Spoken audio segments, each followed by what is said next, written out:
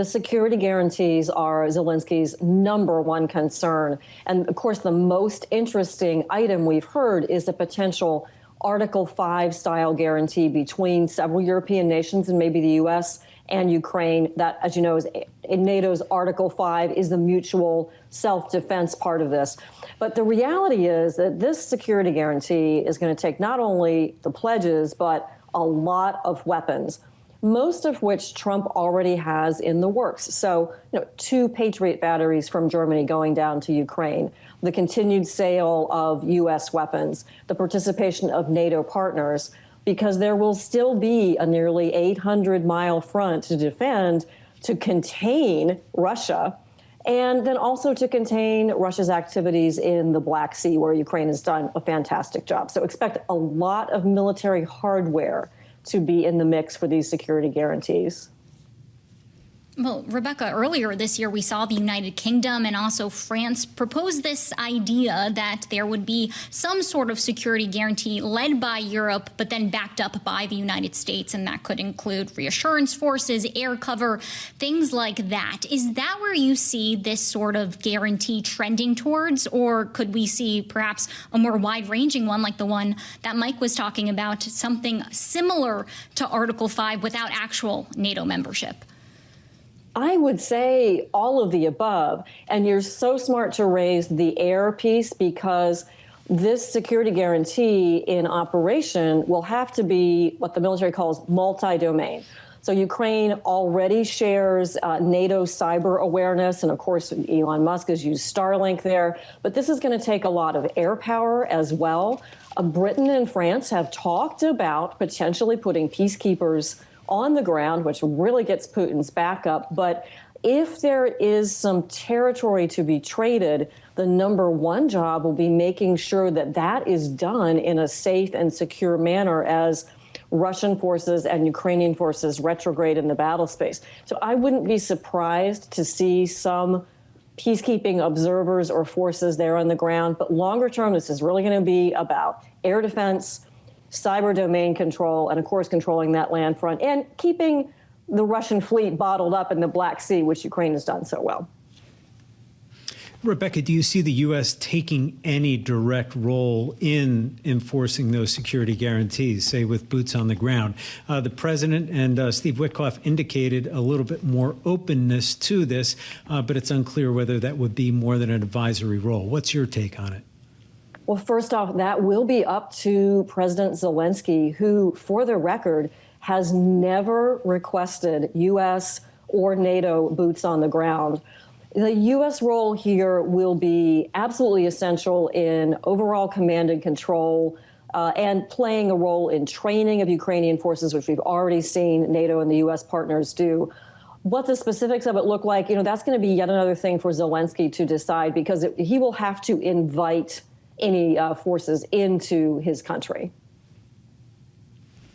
And Rebecca, we went from hearing talks go from a ceasefire to talks that they want a full peace deal. We had Secretary of State Marco Rubio over the weekend in an interview say that one of the problems with a ceasefire approach is that a ceasefire has to be maintained, and it doesn't seem like Russia is coming to the table in a meaningful way to agree to a ceasefire, a pause in the fighting. What's the strategic reason here to push for a finalized deal, foregoing a ceasefire? Is this creating urgency, or is this Russia just buying time at this point? Well, best case, I think, because the ceasefires just haven't worked. We've been close to ceasefires a couple times this spring, and then there went Putin unleashing, 500 drones and Iskander missiles right back into Ukraine. Luckily, Ukraine shooting them down. But that was a big reversal coming out of Alaska, and I think Trump is seeing there is momentum for an actual possible peace deal. And I think Rubio was very realistic about how tough this is all going to be, but they're willing to try for that whole peace deal at this point. And then, of course, the issue, like you said, is will Russia truly respect it when they tell them to, hey, stop shooting? Rebecca, what does success look like from today for European leaders and then for Volodymyr Zelensky as they go to meet with Donald Trump? Well, for Europe, it's just one thing, and that is to deter Russia. Russia has rearmed. They're on track to replace all their losses in Ukraine. And Putin has that economy on a wartime footing with the 100% backup of China, which is terrible. So the Europeans, no matter what comes out of this meeting or the peace process, Europe will be defending against Russia and Putin for the long term. So they want to make sure that Ukraine can be a viable part of that defense. For Ukraine, a viable state, a viable economy, sovereignty, and a path forward. I'd like to see every Russian out of Ukraine, but we're really hearing that de facto line of control will be there. Right, exactly, Rebecca. And as you're speaking for our radio listeners and those joining us on Bloomberg television, we're seeing the Ukrainian President Zelensky get out of his car, shake President Trump's hand. President Trump, sir, your Let's listen to in. the people of Ukraine as world leaders gathered here today. And Russia continues to attack civilians in Kharkiv, killing many. Is there a just option for peace on the table? Will you see land to Russia? All right.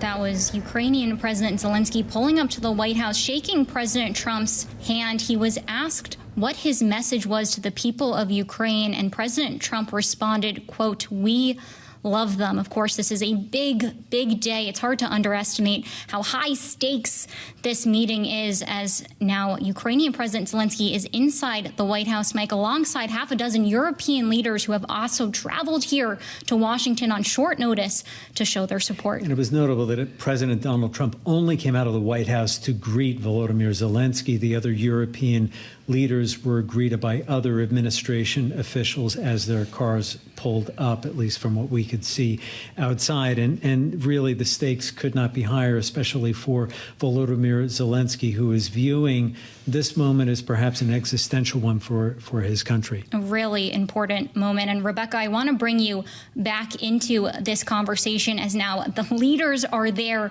at the White House. They are getting these talks underway. I'd love to get your perspective here on those other leaders that are there beyond the Ukrainian President Zelensky. We have some that President Trump has relatively warm relations with, as we've been discussing here on Balance of Power, like the Italian Prime Minister Giorgia Meloni, the NATO Secretary General Mark Rutte. What do you make of the optics now that we have all of these European allies in the same room for these discussions? Bigger than the Alaska summit. Look at the ceremony, the location in the Capitol, and these leaders. So I'm very impressed. We see Keir Starmer from Britain, Britain has led the way all along in support for Ukraine and in greenlighting the use of longer range weapons. Emmanuel Macron, very central. Of course, Friedrich Merz, very important, as I mentioned, German Patriot batteries going down to Ukraine. These are the European power players. Very important that we have Finland's President Stubb there as well. That's a long border between Finland and Russia. Finland would never have joined NATO without this rising Russian threat that they've seen and changing that policy of neutrality. So these are the players, and along with Italy and Giorgia Meloni, and of course, Mark Rutte, former Prime Minister of the Netherlands, so smart in keeping this group together. And he's the NATO Secretary General that got NATO to 5%. These are the European power players. Putin is watching. Xi Jinping in China is rushing, because all those leaders know that Xi Jinping cannot be trusted either. They know who's responsible for keeping Russia in this war. So this is the group that can give Ukraine the security guarantees, the economic deals, and for true, powerful deterrence against Russia going forward. It's the right players in the room. Rebecca, when it comes to actually reaching some sort of a final deal, Donald Trump has floated this idea of lands swaps and giving back some territory giving some territory over to Russia that Russia has taken from Ukraine. In what universe do you see Volodymyr Zelensky actually accepting that as part of these discussions, either now or down the road? Yeah, maybe the universe that is convened there in the White House. Mark Rutte has talked about it as though it's a de facto recognition, but not a de jure. You know, that will still be recognized as part of Ukraine, but under Russian control. Nobody likes this, but there we are. The most painful part, possibly, if they are asked to give up territory in Donetsk province that Ukraine has held, such as the city of Kramatorsk. But we are looking at this as a possibility. I think it does put Zelensky in a tough position. But I remind you of two things. One, he was elected in 2019 to try to bring about a peace agreement after the 2014 invasion and the continued fighting and loss of life there. And also, it's very important now to think about rebuilding Ukraine. And Trump has put together, I think, what he has called a really good deal. This should be an excellent deal. And I hope it's enough that Zelensky can take it and, as they say, end the war at the negotiating table rather than on the battlefield.